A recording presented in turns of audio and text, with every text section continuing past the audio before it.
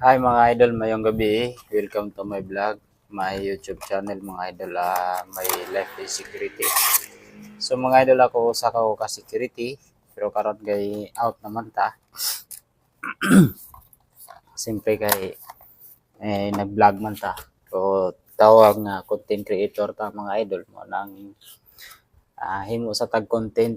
Bahala kaning random lang atong mga content mga idol, pero gipaning kamutan nato nga makahatag ta og kahibalo sa uban, dugang kahibalo wala nila mahibali nga mao day kani ang dagan sa atong kapanahonan karon. Mao ni ang dagan sa mao ni ang sitwasyon sa atong panahon karon. Ay kabalo ko nga daghan ng mga tag-asog gieskwelahan apan libro lamang sa material ang ilang nahibaluan tungod kay mo na di po nato na sila mabasol kay mo nang ilang gi-espesyalista kay kanilaging halos tanang tao nangandoy man og kinabuhi nga hayahay.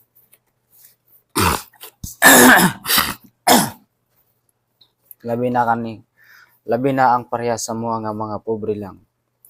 Kunang mga hayahay naman gani nangandoy pa nga mahimong mas hayahay, kini pakahang mga pobre ang dili mangandoy og mga hayahay nga kapag kinabuhi mga idol. Mao na sa diha nga sila naay hikahigayonan nga maka-eskwela, naningkamot sila eskwela o naningkamot sila nga magtuon sa libro, sa material nga mga libro, o wala sila nagtuon og libro nga balaan. So mo kana mga idol nga akong plano mao ang paghatag og kahibalo ginagmay sa nahibaluan nato sa Biblia bahin ra pud sa ako ang kahibalo.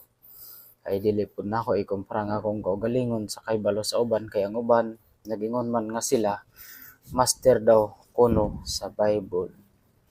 Ug kung ikaw mo istorya bahin sa imong kahibalo, ila man kang suplahon, ila kang supalpalon mga idol. Kay kuno mali ang imong pag-explain may tungod sa Bible. Mao gani nang giingon nako nga akong pagsabot dili mo ang ilaha.